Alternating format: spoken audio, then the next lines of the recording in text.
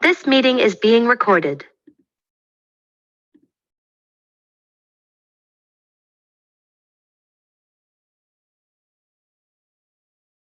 Your turn, Wyatt. All right, thank you. Thanks for the reading. And well, it's wonderful to be here and certainly a thrill. And it's an honor to be able to introduce our speaker today, a man who's very important to me. And we've been friends, and he's a mentor to me. And I have much respect for his recovery and continued spiritual growth. And I really could go on for a lot longer, but I'm going to leave it at that and say I'm looking forward to hearing David speak today. So without any further ado, it's up to you, David. Thank you. Thank you very much, Wyatt. And so grateful to be here with my friends and Alcoholics Anonymous and talk a little bit about maybe some of the ideas expressed in Bill's letter that he wrote to another old timer who had said, you know, hey, Bill, I've been sober a while, but I'm still struggling with this emotional balance. And Bill wrote back a letter to him, which ends up getting published in the Grapevine in 1958. And for me, what's really interesting about that whole thing is that I feel like that's also been the journey that I've had. That I probably read this the first time. By the way, I am an alcoholic, and my sobriety date is September 20th, 1984. For that, man, I just can't tell you how grateful I am that has taken place. And I do have a sponsor, and he's got a sponsor. As far as I know, he's still got a sponsor. He's been sober about 49 years. He's been my sponsor for about 30 years. I mean, same guy, 30 years, you know, and he's given me some pretty good advice over the years. In fact, I talked to him today. I try to call him about once a week, and actually, I usually call him with a 10th step, and today I just wanted to hear his voice and tell him I loved him. And so I called him today. And part of the advice that he gave me, and you guys said something in the format that I just love, that we think this is important information, this paper, this letter, Emotional Sobriety, but we think it needs to be viewed in light of working the 12 steps of Alcoholics Anonymous out of the big book. And I love that. And I keep going back to the big book. And this sponsor of mine, we would meet every couple of years. And he has a way of taking me through the steps real fast. 4 or 5 weeks, boom, we're done. I write inventory and we go all the way through. And a couple of years ago, maybe 8, 9, 10 years ago, something like that, I called him up and I said, hey, Mickey, I'd really like to get together and work the steps with you. And he said, I'll do that. But if I do, I want you to call me 1 year later and we'll set up and do it again. And we've been doing it like that. And listen, believe me, this is not about creating a to-do list for anybody else. I'm just telling you what my experience has been. And every time I go through that, we meet once a year and we go through it pretty quick, and hopefully we'll meet again in September. That's right around my anniversary. But man, I have found it to be so powerful to go through the steps quickly with Mickey and just take a review. Are you still powerless? Are there things in your life that you're powerless over? Yeah, how about your own emotions? I mean, I was 5 years sober. I assaulted my wife and I went to jail. And so talk about understanding a little bit of sobriety and yet having absolutely no ability to control my own emotions and thinking that there was any chance that I was going to control, or even thinking that it was my job to try to control my emotions. And I love that that's what this paper's about. What happened here? how come Bill's been sober? Let's see, 1958, he writes his paper and he got sober in 39. So, man, that's a lot of, is that right? 39, 58, 19 years sober. And he writes his paper and realizes that he's been missing something. But he makes this brilliant connection. And here's the thing. See, every time I read this paper, and I read it pretty frequently, I think, just like the big book, it's different than the last time I read the big book. As I continue to grow, this thing continues to expand for me. But he talks about some stuff that I think is brilliant. And I think he gives a big nod to the big book as he's doing this. And one of the things he talks about, the adolescent urges that so many of us have for top approval, perfect security, perfect romance. Oh my gosh, that's third column of the resentment inventory. The very same thing he intuited back in 1939 when the big book is published. No, wait a minute, he's 23 years sober because he got sober in 35. That he had kind of intuited that the reason we get upset is not because of what people do, but because how we feel threatened within us, self-esteem, security, ambitions, personal and sex relations. And so when I feel threatened, and oh my God, what a journey this has been on this one little topic about what gets threatened and how I respond. And at some point, the very first inventory I wrote was 300 pages. And I went to meet my sponsor. And I mean, if I had encountered you and talked to you for more than 10 minutes, you were on my resentment list. It was huge. It was carried around a briefcase. It had key and locked the thing so nobody could get to it. And I went to meet my sponsor and I took it with me in my little briefcase, Samsonite briefcase.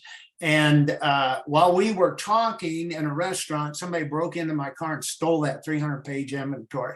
And so my sponsor called his sponsor and said, what? He goes, I never heard of anything like this. And his sponsor was named Bob, and Bob told him he must have missed something. Tell him to rewrite it. And man, the next one was not 300 pages, because one of the things that had been revealed to me in writing all that inventory is it doesn't matter what the name is. It's always, they weren't paying enough attention to me. They cheated me. They dissed me. They whatever, right? And it didn't matter who it was. And so that was something that was kind of an evolution. And so when I wrote that next inventory, it was about 10 pages. And I would write, I don't like anybody that doesn't pay attention to me. I don't like anybody that steals from me.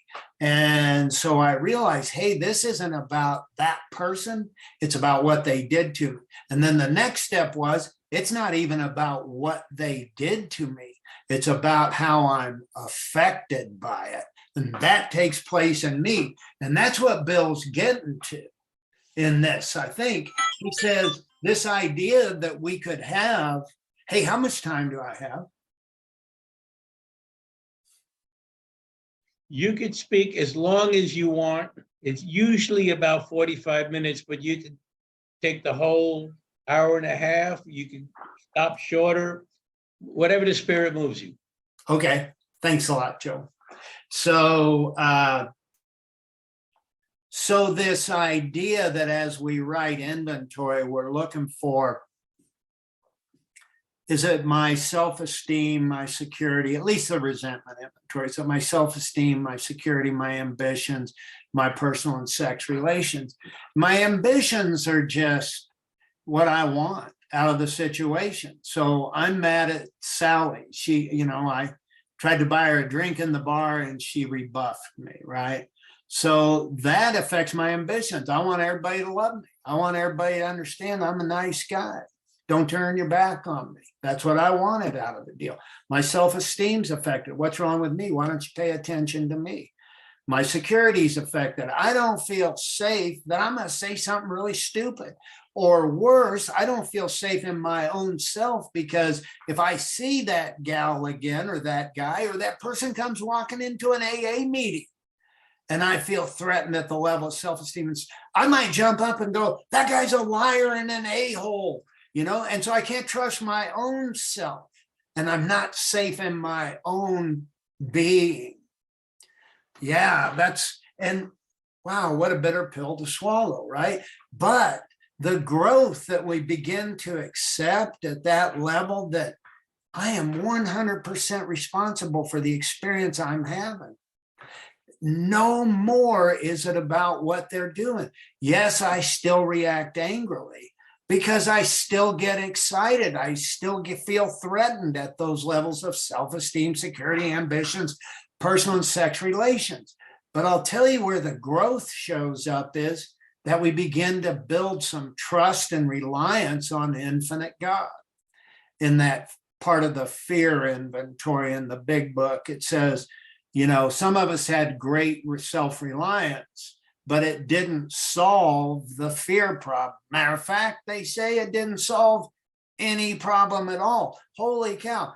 It's okay to have self-reliance. It can actually be a good quality, but it won't solve the problems that self-reliance created. And so they say, but we're on a different basis, a basis of trusting and relying on God. We trust infinite God rather than finite self.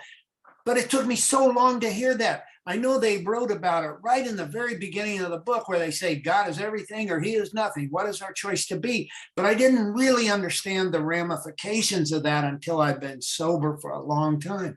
It means everything, Dave. Absolutely everything. And so as I begin to be more aware of what's going on inside of me, and listen, I'm 38 years sober. I can't believe I've made it. I woke up the other morning. I had this crazy dream. I don't even think I've told Heidi about it. And I've really kind of been paying attention to my dreams, and especially the ones that are just right before I wake up and it's time to get up. And I had this dream that we were in a war zone, and we were living surrounded by gangsters who were fighting and shooting each other, and people were trying to crawl in our windows. I wasn't sure if it was zombies or gangsters, but there were people trying to crawl in our windows. And I looked at Heidi. She was in the other room. I looked at Heidi and I go, I think we're okay as long as you and I stick together.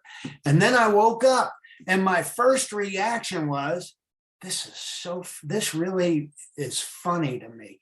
I woke up and my first reaction was, oh my God, that was a dream. You know what? You better go back to sleep and fix that thing. And I realized this is my tendency to go back and fix, manage, and control things that have already happened. That is an insane thought. You cannot change the past, but I get stuck there because I don't want to be threatened at this level of self-esteem, security, ambitions, personal and sex relations. And Bill goes on to say, these are urges that I want perfect romance, I want perfect security. Those are urges quite appropriate to 17.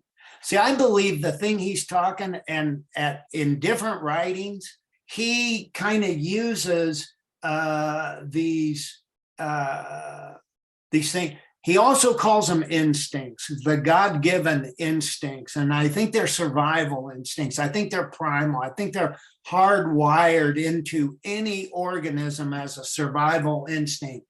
The approval of other people, that keeps you in the tribe so you don't get thrown out. It's a lot harder to survive if you're not surrounded by other people. Wow, hey, hit that one right. Get a bunch of people together that need each other, have them meet a lot, and try not to gossip about each other or crosstalk about that was a terrible share, or whatever it is. Perfect security. That just means I want to be safe financially, emotionally, psychologically, and yet I stand in my own way. Yes, it's understandable. That's how we form a strong ego. The ego is not all bad, right? It got me here, and then I can move beyond it. If I couldn't get here with a strong enough ego to say, you're safe to move beyond. You are safe to trust and rely on God, then the ego has served its purpose. And But he says, these are urges that are quite natural for an adolescent, but it's an impossible way of life when you're at 47 or 57, or me, 70 years old, turned 70 about a month ago.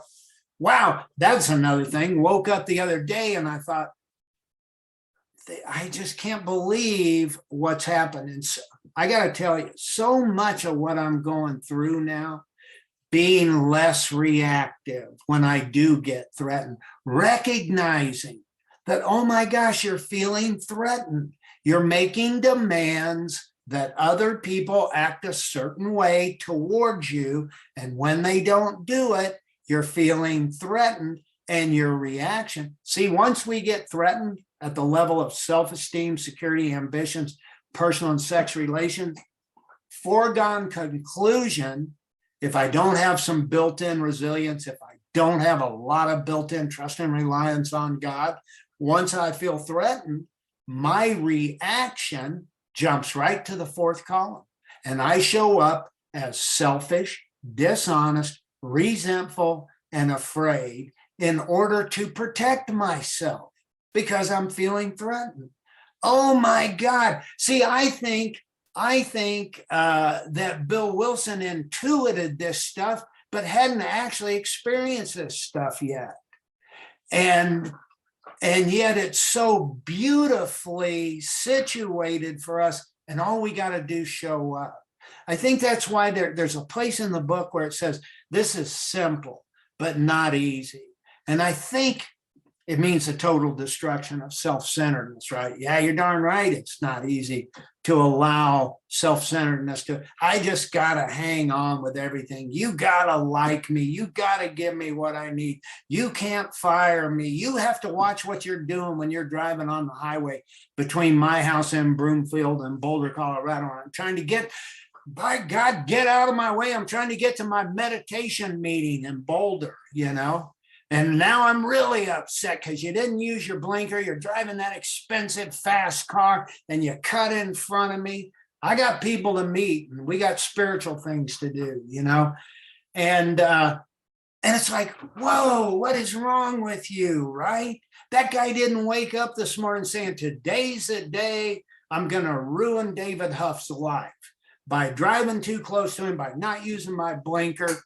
No, of course, nobody has time to think about you and how to destroy your life. They're too busy thinking about their own life. And this is part of what Bill Wilson's getting into here. How shall our unconscious, from which so many of our fears, compulsions, and phony aspirations, oh my gosh. I mean, this is so far ahead of Western psychology, realizing that most of what's motivating people is these unconscious desires and demands, which stem from those needs for security, self-esteem, to have their ambitions met.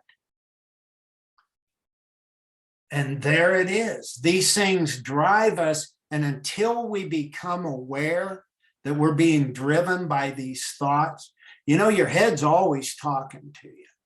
And I don't know. And this is one of the things that you really become aware of in a practice of prayer and meditation. And in my case, I got introduced very early in my sobriety to a form of quiet time meditation. I loved it. And so I've been doing it for over 35 years, twice a day. And very rarely do I miss. But it teaches you to watch your thoughts instead of being driven by these compulsive, unconscious thoughts. But if we don't recognize the thoughts are there, it's hopeless. And that brings us to the brilliance of continuing to practice self-examination. And we see that, oh my God, look at that. And I've gotten really excited about when I do my nightly review and I take a look where but I got to tell you, I want to confess, I do the nightly. I don't do it every single day and I don't do it at night.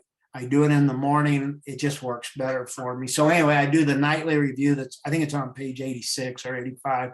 And I do it in the morning and I'll write it down.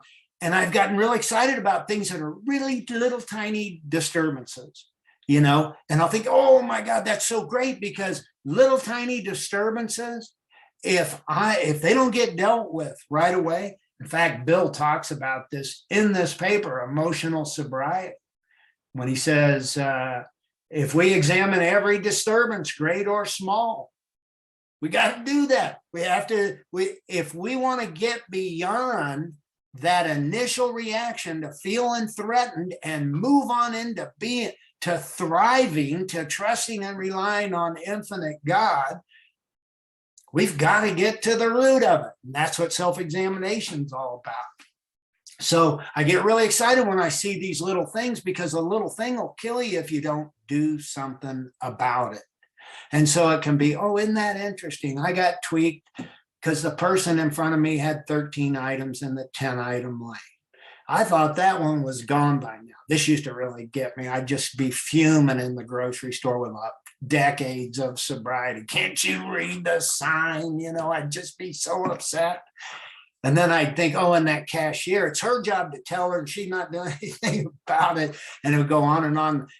And the other day it happened. I found myself getting irritated. And I go, isn't that interesting? You're getting irritated again. I thought that one was gone. I thought you were, but it wasn't. But it wasn't a big deal either. It was gone pretty quickly. God, I think I'll trust and rely that you're going to keep me exactly where you want me, as long as you want me to be here. So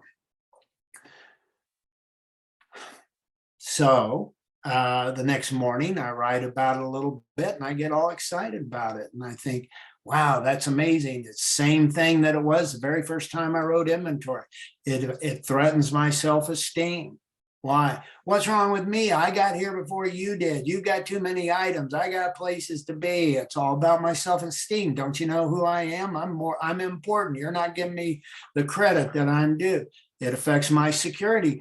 I'm not safe in my own head. Number one, I might start throwing a fit in the grocery store or staring hairy eyeballs at people, to try to let them know how upset I am with their inappropriate behavior. Meanwhile, they're just trying to get out of the grocery store. They've got something on their mind. I don't know if they knew how many items they had in there, whatever, right? But the point is, I don't have to let that ruin my day. See, at the point that I allow those threats to self-esteem, security, ambitions, personal sex relations, what I'm saying is, yeah. I know that line on page 133, we are sure God wants us to be happy, joyous, and free, is absolutely true. But I can't be happy, joyous, and free unless people obey those signs, 10 items or less, right? That's ridiculous. You're giving away your God-given right, your birthright, to happiness, joy, and freedom because somebody's got too many items in there. You think it's got something to do with you. It has nothing to do with David. And so when I look at that, I go, this is exciting stuff, and then I can even say a prayer for that person. I don't even know who they are, but I can say, may they be free from suffering. May they be kind and gentle with themselves. May they be happy, joyous, and free. And just go on and do the next thing. Okay. So once again, I just got to mention, my friend Don and I were reading together today, and we've been reading the 12 and 12, and we were in step 7, and it talks about humility. And some of this stuff in the chapter on humility, or the chapter on the 7th step in the 12 and 12, it's just brilliant. And it's very, my mind, I don't know much, but I think I do, right? And I think it's very highly spiritually developed, and one of the things he talks about is, part of the essence of humility is the understanding that there's no real credit to be taken for anything you do, and there's no real need for fear about anything that may come up, because neither one of them are personal to you. And so, another way to put that might be like that promise around I think it's around the 10th step that says, we may have been placed in a position of neutrality. I love that phrase, a position of neutrality. I don't have an opinion. I don't have an agenda, because it doesn't have to do with me. It's only when I'm not humble, when I'm all blown up about what I am, that stuff matters to me. And that's no way to live if you want to live a long time and be happy, joyous, and free, stuck in what I need in order to be happy, joyous, and free. And that's what I think, this is what I think, that Bill, that's the point Bill's driving here. Look, your desire for top approval, perfect security, perfect romance, probably thinking to himself, God, I think I wrote about this somewhere in the big book. Yeah, you did. It was in inventory. But I don't know that Bill had experienced some of these things that he's circling back around on now. But what I love about Bill Wilson, from what I've read, is that he continued to seek. He continued to look for answers. He didn't get stuck. Or he probably did. We all do, right? Oh, I got the answer now. Don't try to convince me of anything else. Okay. Then he realized that it's not the instincts themselves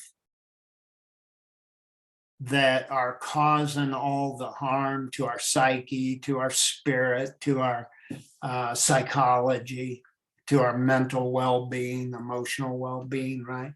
It's not the fact that we have these instincts. They're there for a reason. The instincts are instincts for survival. So they help us to keep aware of what's going on out there. But we've got this, we have these million-year-old instincts and a brain or a couple of million-year-old instincts, and the brain that's been around in this state for about 500,000 years. And it perceives everything as a threat. And so it's always scanning the horizon, looking for what's wrong with David's life. And so it's constantly involved in the project of fixing David. What if there was no fixing to be done? What if God had me right where he wants me? There is that great line in the book that says, he gives us what we need if we stay close to him and perform his work well. I sometimes ponder on that and think, wow, that if what God wants for me is to be happy, joyous, and free, and he's already given me, what if he's already given me everything I need to be happy, joyous, and free? I think there may be a connection there. And so the only thing that separates me from that glorious life, from happy, joyous, and free, is the belief that I'm not happy, joyous, and free, that I'm separated from my own well-being somehow. And so the brain's always going, you got to do more, you got to do it faster, you got to do it smarter, you got to do it stronger. And you got to read the next book, you got to go to the next workshop, you got to listen to this podcast. Oh my God, you got to listen to this podcast, it'll change your life. And so Bill talks about where the disconnect is. He says, suddenly I realized what the matter was. My basic flaw had always been dependence. And so it's not the instincts themselves. They're there for a reason. They're there to keep us alive.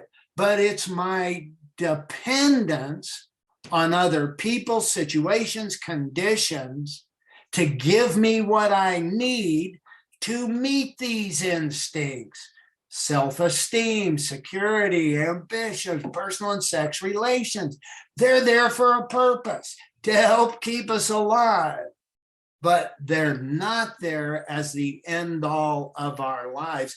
And as long as we're focused on that stuff, the focus is on me, always the problem. That selfishness, self-centeredness, that we think is the root of our troubles. So if I'm thinking about me, I'm creating troubles. Selfishness, self-centeredness, that we think is the root of our troubles. If I'm always thinking about me, I'm always creating trouble. And the only solution can't be think my way out. They tell us that. We must get rid of this selfishness. We must, or it kills us. And it seems that there's no way to do that entirely without his aid. We can't get rid of our own selfishness by thinking about ourselves. I didn't get that for the longest time. As long as I'm thinking about me, I'm right smack in the middle of selfishness. Well, what if you're thinking about good things? Well, I'm still thinking about me.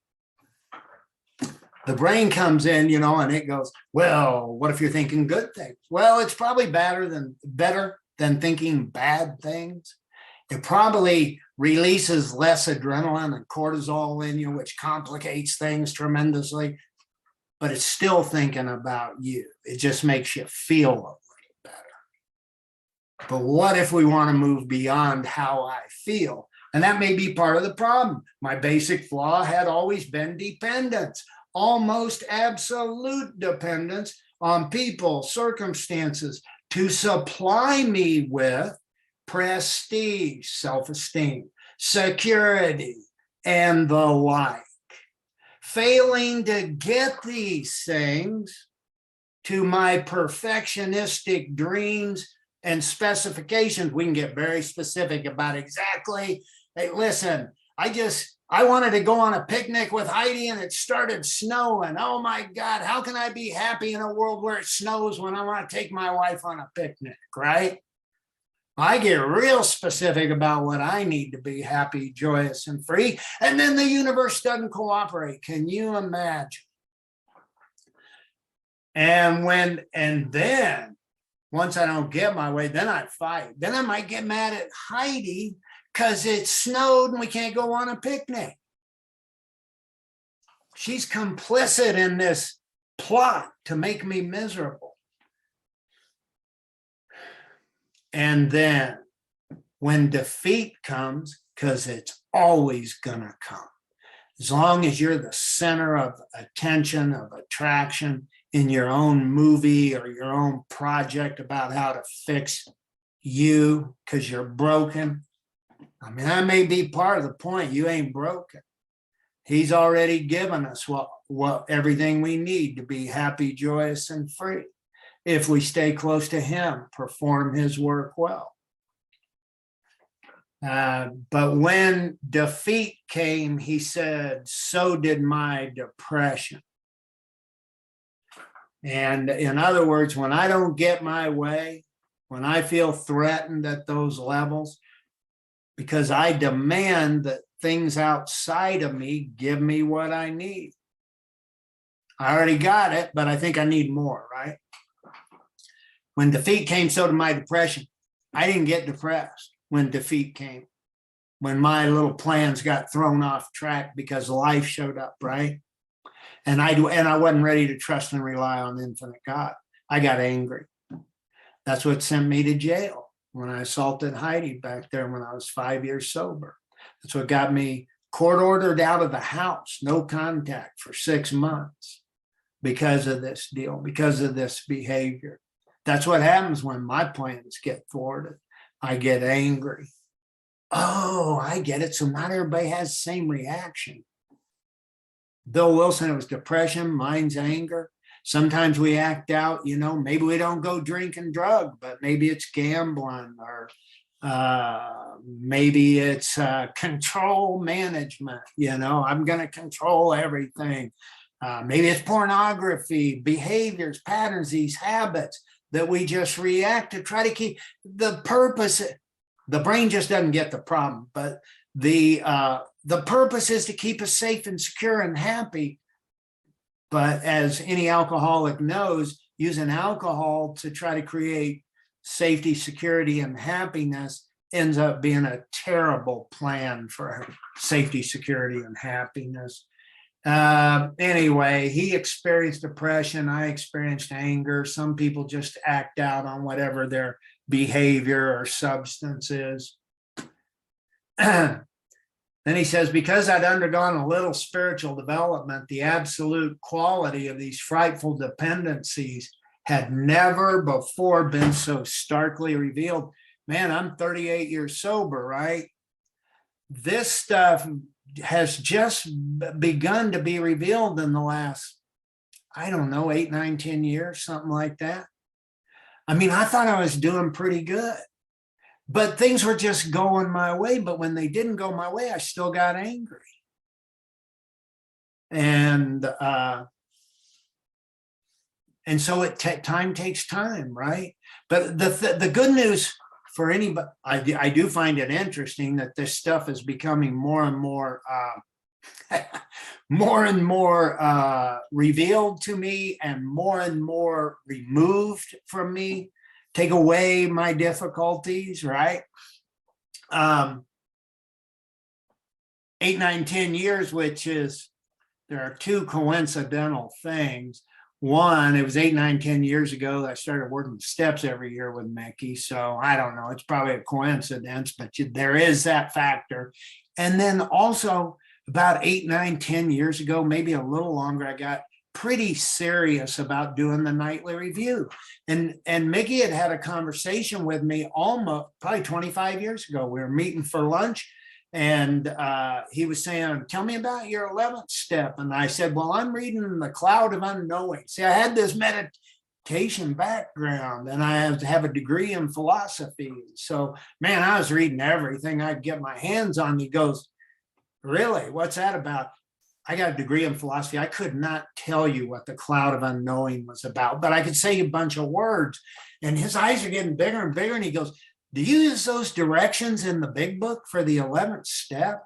And I was like, oh, Mickey, good God, man, is it always the big book with you? I mean, I didn't say any of that, but that's what I was thinking. I'm so far beyond that. Now, I don't understand what the hell I'm talking about. And I'm not following the directions on how to do an 11th step. So for years and years and years, I don't follow the directions. And then maybe 8, 9, 10 years ago, there's a very coincidental deal. Once again, are these really coincidences? I don't know. Heidi and I are down in Santa Fe, and the folks down there had invited us, and we did a back to basics workshop. We all went through the steps, and it was really neat, and everybody was really nice, and we had a great time. Mary Thayer was there, and really beautiful people surrounded, and I had a ball. And at the very end, Tom gave us each a book that had all those questions for the nightly review with space to write an answer in. And I looked at that thing, and my first thought is, now I'm feeling threatened at the level of self-esteem, security, ambitions, personal and sex relations. And you know what? I'm liable to act out. And I'm thinking, what in the hell, dude? We're the ones that just put on the step workshop. Why are you giving me one of these books? But I didn't say anything, instead of acting out, I just said, oh, gee, that's great. And so I started thinking about it, and I go, Mickey told me this 10, 15 years ago. Now I'm getting this from Tom. Wow, maybe I'll try it. Man, I've got a cabinet over here. It's filled with books that I've written that stuff. Look, everybody doesn't have to do this. This thing worked for me because I began to see, you say you're going to live a life of principle. You say you're going to practice these principles in all your affairs. And you do, until you feel threatened at that level of self-esteem, security, ambitions, personal and sex relations. And then you act out selfish, dishonest, resentful, and afraid, because you got to protect yourself. And so to begin to write every night and to see the disconnect, where I started out the day saying, today I generally write down 3 things. It's called the consider my plans for the day. I write it on the back of the sheet of that book Tom gave me. And I've given a bunch away and gone through a bunch of these things. I love this book. I love writing it. You can travel with it. I love writing. My favorite topic. It's all about me, And so I write. And I begin to see these connections, and it gets to be fun, and it can be kind of playful. And I quit kicking my own butt a long time ago because I fell short. And I just noted it. And then I redoubled my efforts. And so I have a consider your plans for the day. And it'll usually be something like, today I'll try to be loving and kind towards all. Okay, pretty good. And then at the end of the day, they ask one of the questions in the nightly review is, were you loving and kind towards all? Oh, I missed the boat a couple of times. I was staring daggers at that gal at Whole Foods because she had 13 items in a 10-item lane. That's not very loving and kind. So just jotted the note down. No, but I also try to catch where I got it right. Bill suggests that later on in the 12 and 12, and there's another place where he suggests it too, that catch yourself doing stuff right. He says, catch yourself. He says a accounting ledger is never just debits. There are credits also. Catch yourself, credit yourself when you get it right. And so I'll jot something down. But I did show up loving and kind in this situation, right? And I'll try to catch myself doing something right. So anyway, the whole result of that is we got this book, coincidence, right? These things come together. Mickey told me years before, and I decide why not? I'm going to make that a part of my practice. Plus, part of my practice will be to actually consider my plans for the day. But they have long ceased being a to-do list, and they are more of a to-be list. How do I want to be today? What does it look like? What are the principles I want to try to practice today? And I just jot down 3. And then, why would you just jot down 3? Well, it's all I can remember. And the truth is, I can't even remember that. So I take a photo of it so I can carry it with me. So when I get in the middle of my day, I go, now, what were those things you were going to try to practice today? And I can pull up my phone and take whatever it takes to surrender me to this process. Simple, just follow the directions, but not easy. It means a total destruction of self-centeredness. The ego has just got a real big stake in this game, and it says, don't leave me behind. I'm the only thing that's keeping you alive. So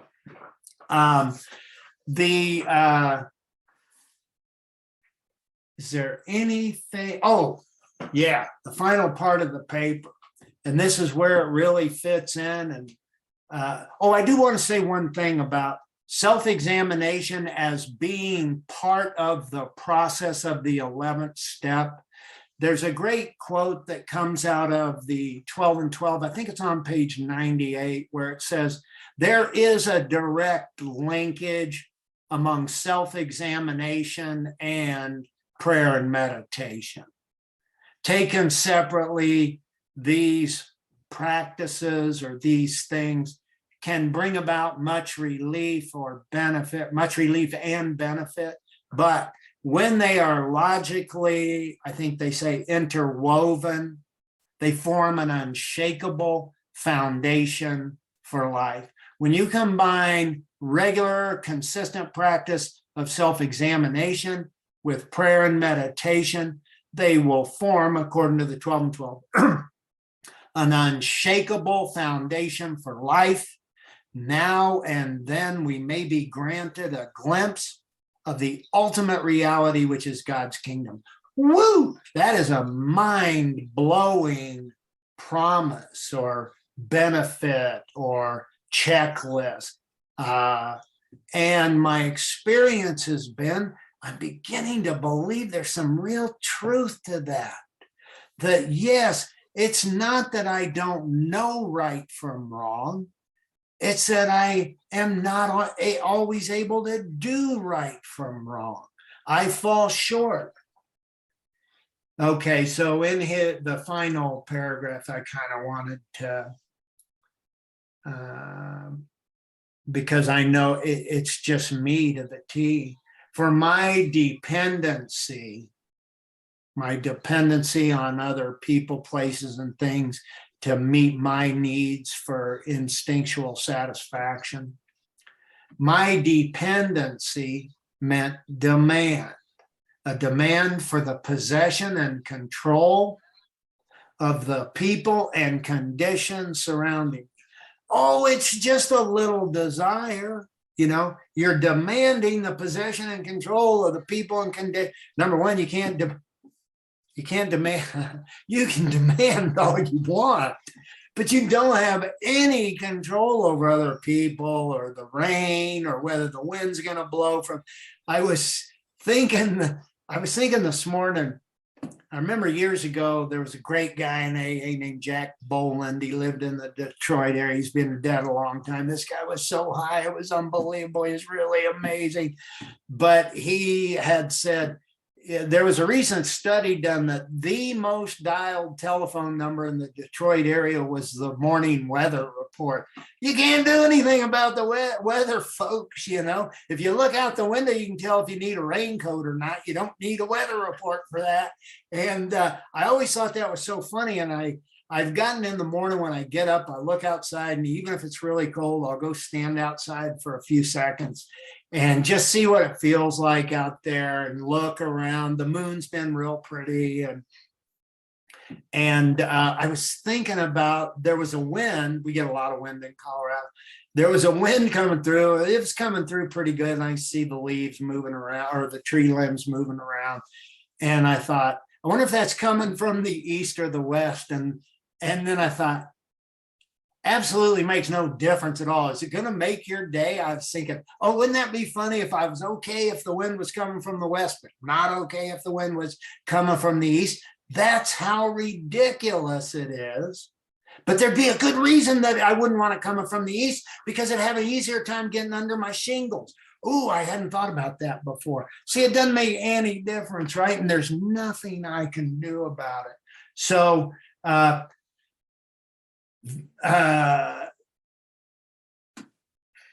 the final line I'll repeat again that I want to mention here is, he thinks it can work out with emotional sobriety if we quit demanding that other things outside of, trust and rely on God rather than demand that other situations, conditions, or people give me what I need.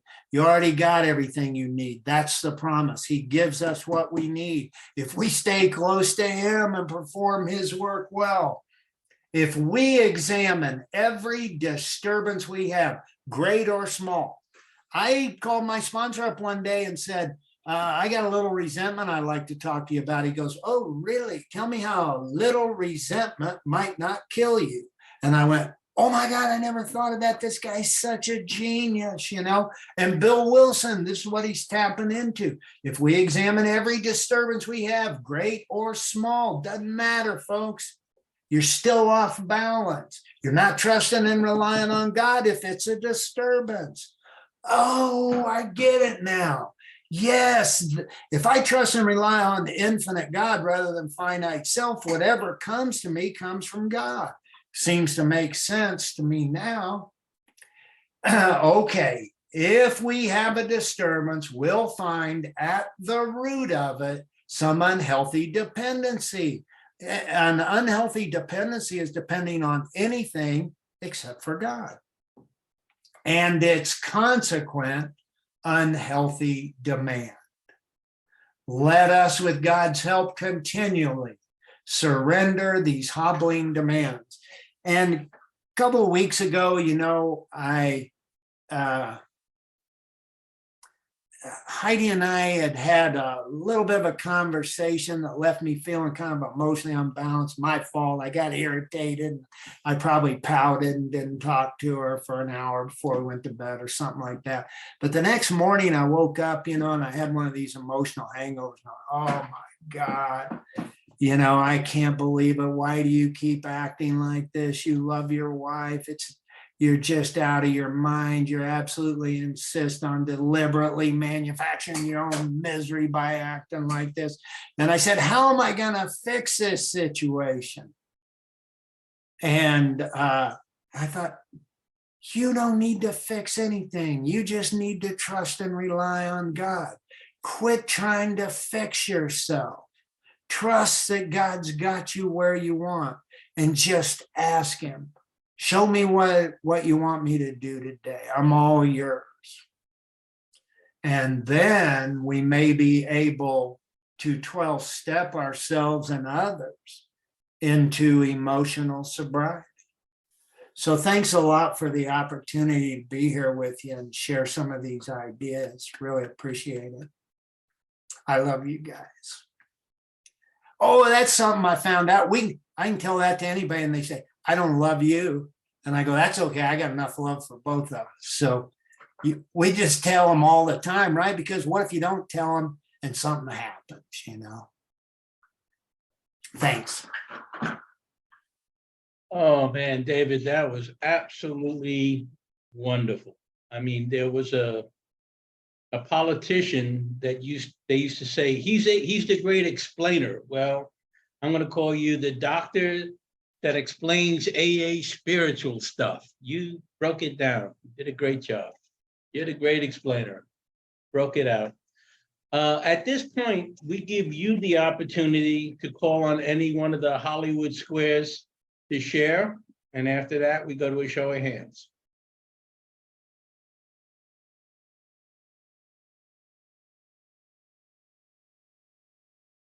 Put on your mic.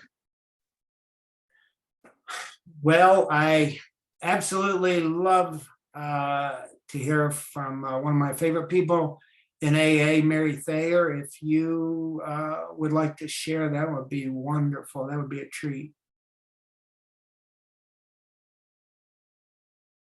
Turn on your mic. Mary, step up.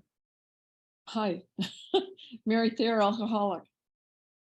Well, David, you're right. He can explain it, every single detail. It kept running through my mind, David, when you were talking, was that it's like we have all this knowledge, but are we really acting, or do we really trust this presence that you're talking about? The favorite promise in the 10th step is neutrality, safe and protected is the definition on that. And that's what I needed. I needed to have that in order to become who I think God wants me to be, in spite of what other folks thought. There was this priest down in Lafayette, Father Keith, and he used to say, are we spiritual or is it just going our way?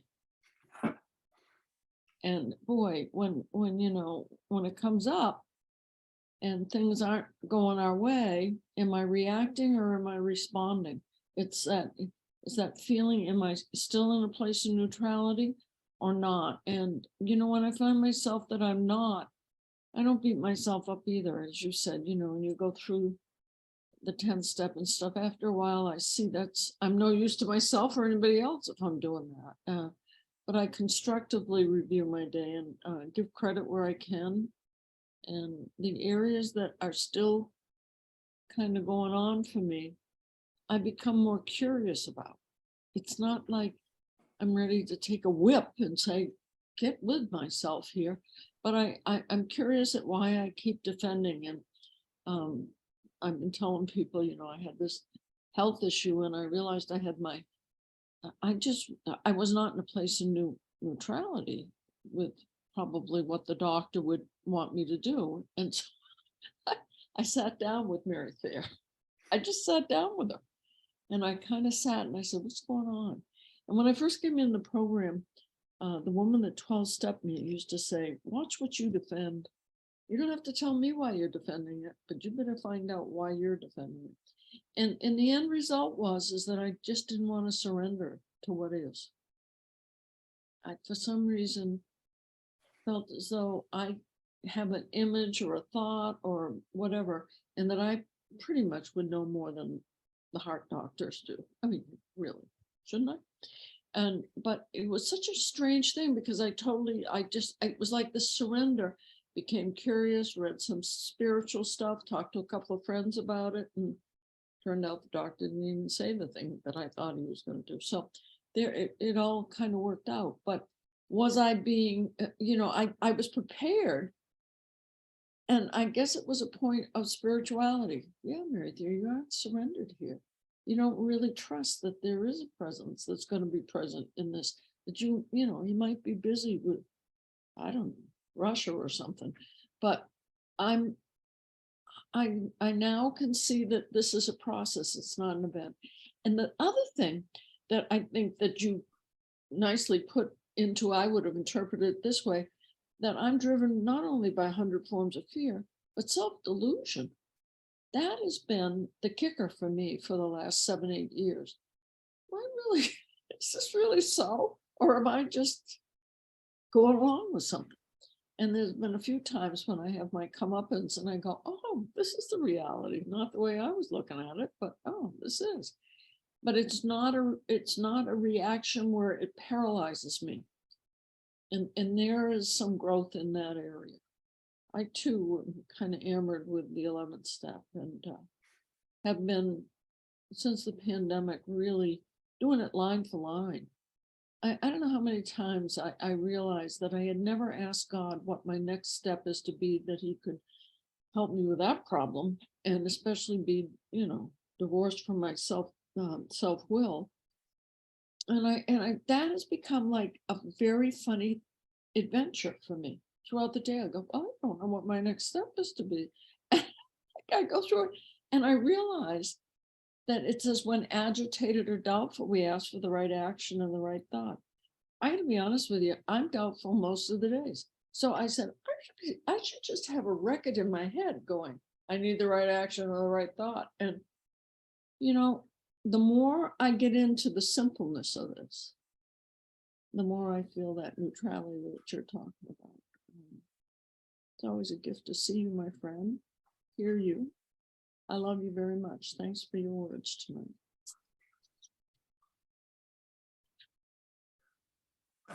Well, I do have a friend on here tonight. Well, we've known each other 35, 36 years and traveled a lot of parallel lines over that time.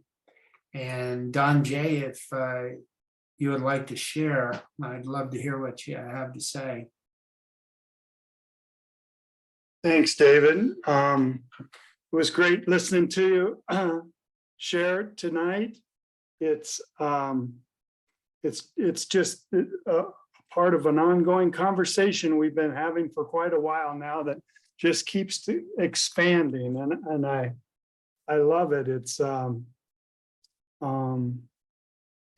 for me, you had mentioned that it was anger for you, but and the one emotion that just dominated me was fear. And it did for years and years and years. And I was aware of the symptoms, but I couldn't really get to the root of it, or I wasn't ready to let go of it because I had a strange idea that if I let go of the fear, it wasn't safe. So the thing that was keeping me in the fear was a sense of not being safe, but it was the fear that was making me feel not being safe. It was a strange dilemma, and what I came to see is that I'd been living probably all my life like that, or as long as I could ever remember. So it seemed like a normal way of being. But I was able to do some really deep work around the fear. And I really felt like I was led in my life to the process that went a little deeper than the steps could take me. I had to go and seek some outside help. But when I went to that process and I came home, I really felt different. Something had changed, and my body is much calmer. My mind is much calmer, and it just seems like a lot of the things that were bothering me before, I was reacting to. I wasn't responding. A new level of safety had entered my life, and a new understanding and depth around just what you were talking about with emotional sobriety and my own well-being and how I can show up in the world and be a better service because I'm not reacting. And my ego seems to be somewhat tempered to what it used to be because it was always on the defense. And so I just really appreciate being here tonight. And thanks a lot, David, for all that you shared. And it's an amazing journey. Thanks. Love you.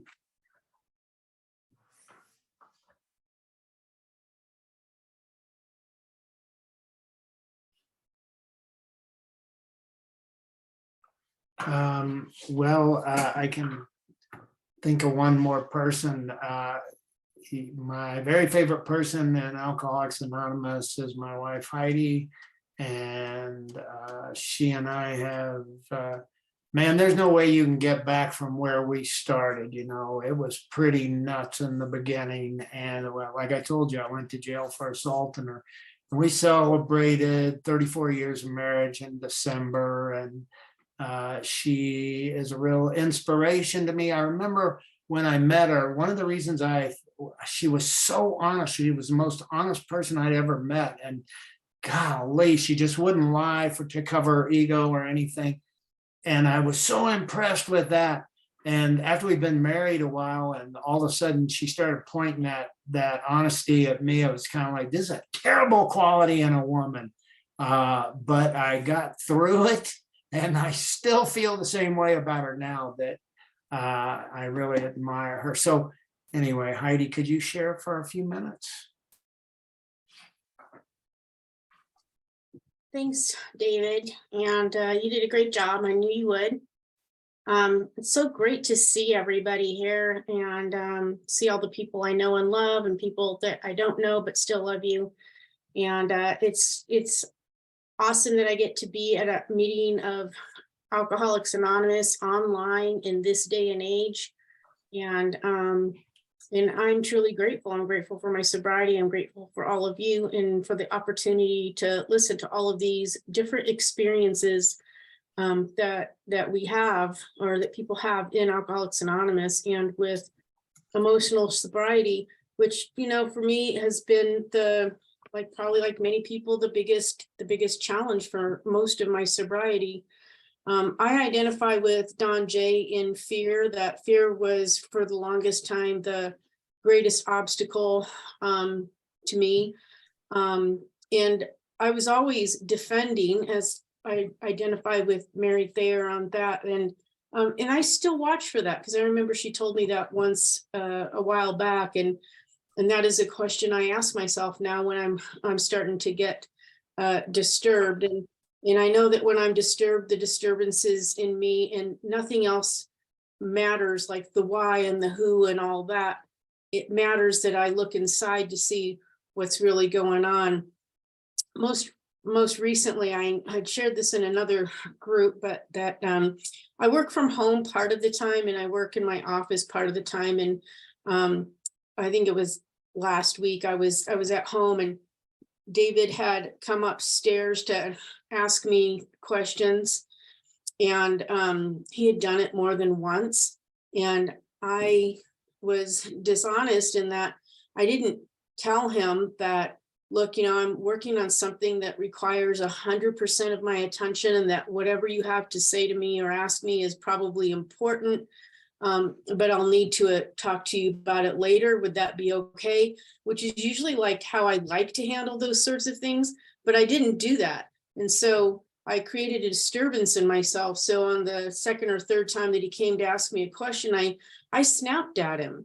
And I don't like it when I snap at him. And he talked a little bit about what we consider like little disturbances. And the truth is like, the size of my disturbance has absolutely nothing to do with what it does to the insides of my soul. And the great thing for me is that I can recognize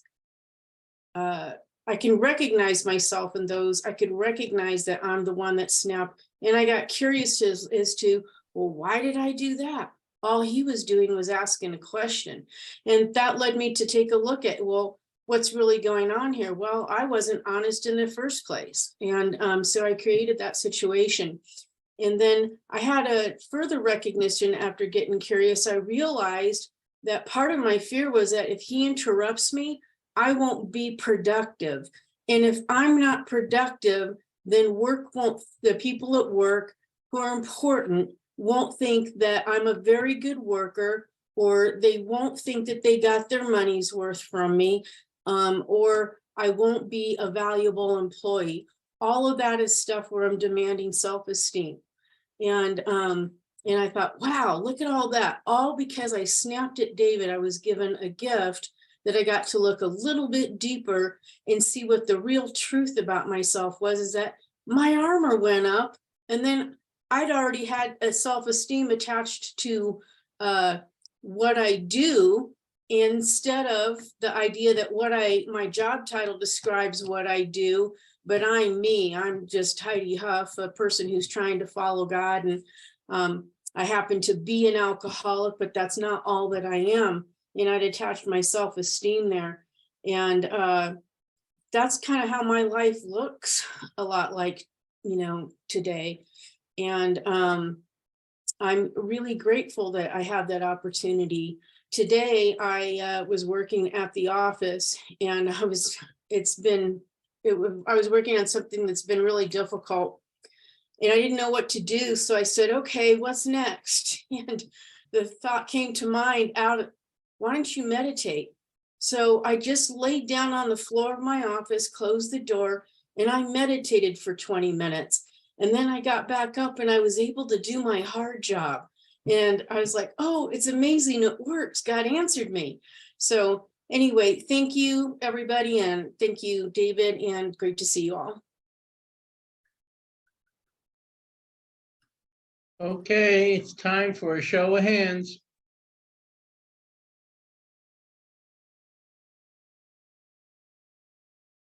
I know names, I'll call people.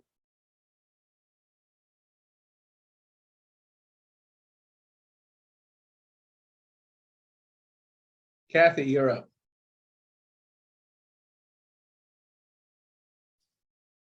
Hello, I'm Kathy, and I'm an alcoholic, and hi, everybody. I don't even know where to begin.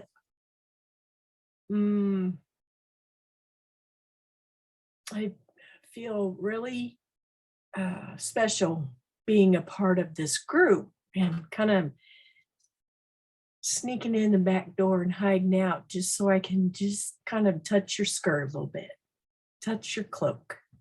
I know that's not who we are, but this is the kind of sobriety that I started to approach when I got sober, and I didn't feel like I had a lot of people on my side that were hearing what I was saying or didn't want to hear what I was saying. And so then I thought I was wrong and I quit following this. Haven't had a drink in a really long time. Have not practiced this to the best of my ability for a really long time. I have been snappy. I have been rude. I've been in a lot of pain. I've been spiritually lost. And a lot of things kind of started to fall in place. And I fell into this, and thank you so much for recording this, for setting this up. It has to be divine. And that I'm so grateful that you guys are following the guidelines and our suggestions and being examples for me and giving me hope. And I'd love to hear the love and the gentleness in your voice, because it drowns out the noise that's in here. And I've been listening to these recordings ever since I found out about this workshop. I went all the way back to the very beginning, June of 2020. And I listen to everyone every chance I get, and I'm only up to October. But I want to listen to all of them. And so I know some of you from those talks. So I've been writing all these spiritual gems that you throw out there, and I'm keeping a log for my own personal spiritual growth. And of course, our beloved Mary Thayer. I don't know that I'll ever get to meet you, but that would be awesome. And I recognize Dawn and David and Joel, and a lot of you have been mentioned, and I'm sorry if I don't know you yet. But you guys are just as human as me, and that makes me okay. And you talk about the struggles that I've been having for so long, and that makes me okay. And I'm not doing this by myself anymore. And I felt so alone for so long. And still going to meetings, still trying to sponsor people without a sponsor, an official one, the ISM sponsor, and then trying to practice these principles the best way I can, and trying to, anyway, whatever. So I'm taking a chance, and I'm trying to start over without having to relapse. I'm trying to have a good sobriety without dying. And anyway, I don't want to waste your time, but thank you so much. I know I'm in the midst of a lot of change, and God is moving through you to me. And thank you for saving my life.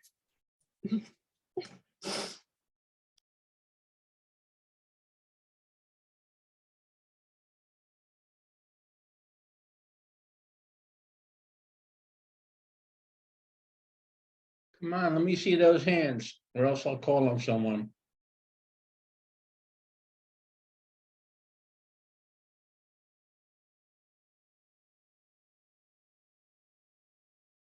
Tony, you're up.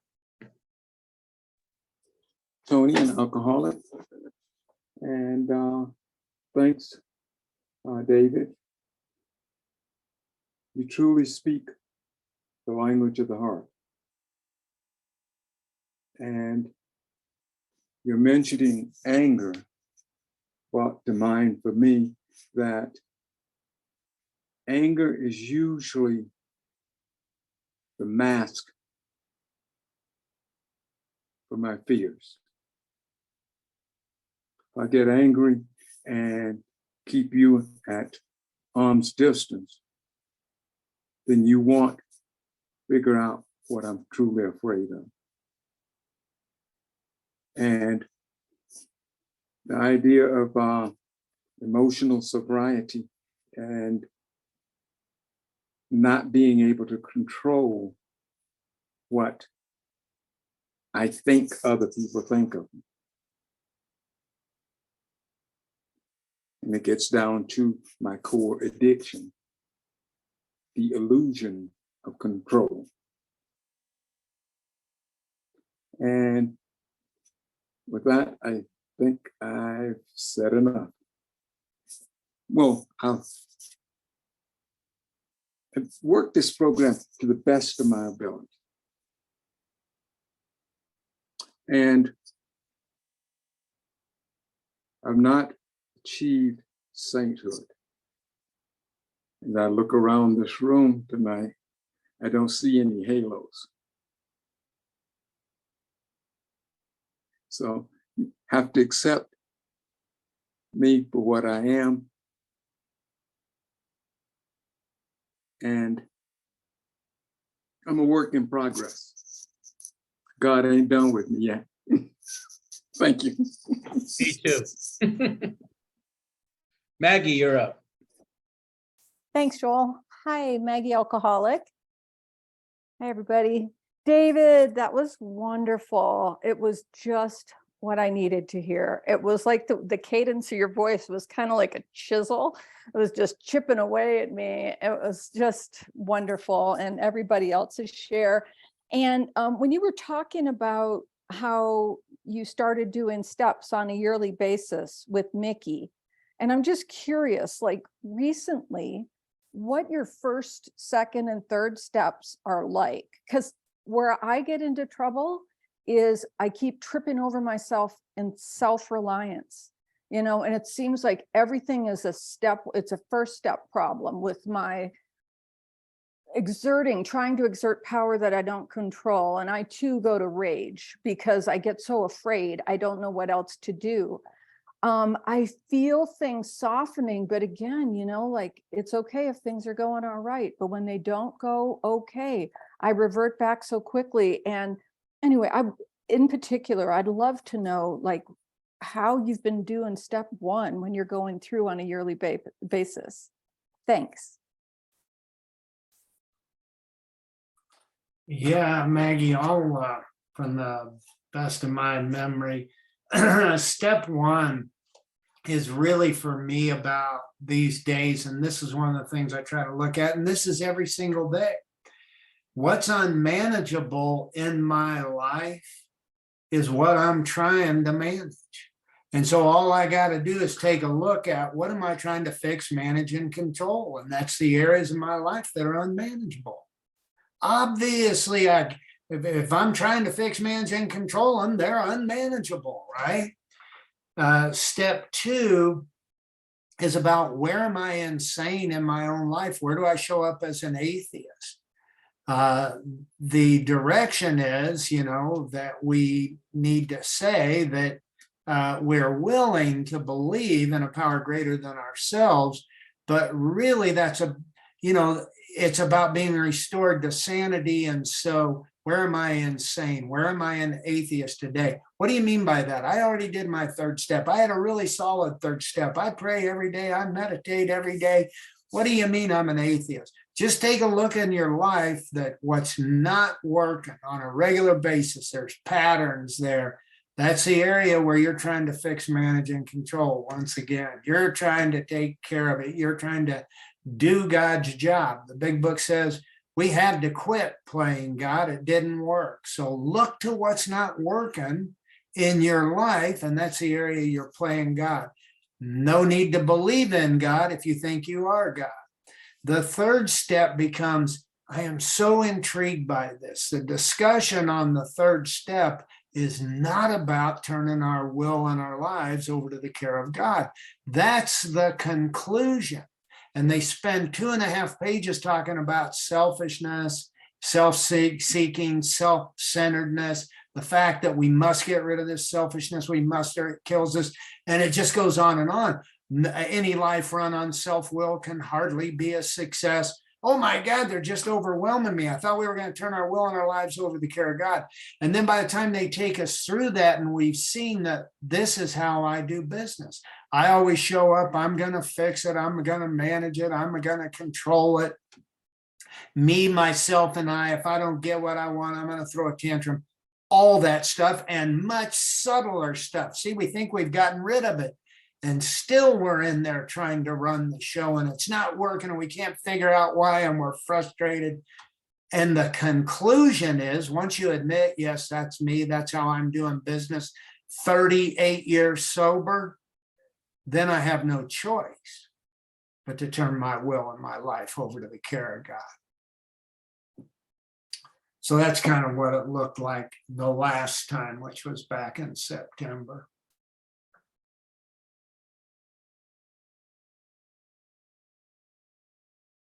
Okay, we're at that part of the meeting where we traditionally go into our inner room, meditate, say a prayer, reflect on what was said for a brief period. Then we'll thank the speaker.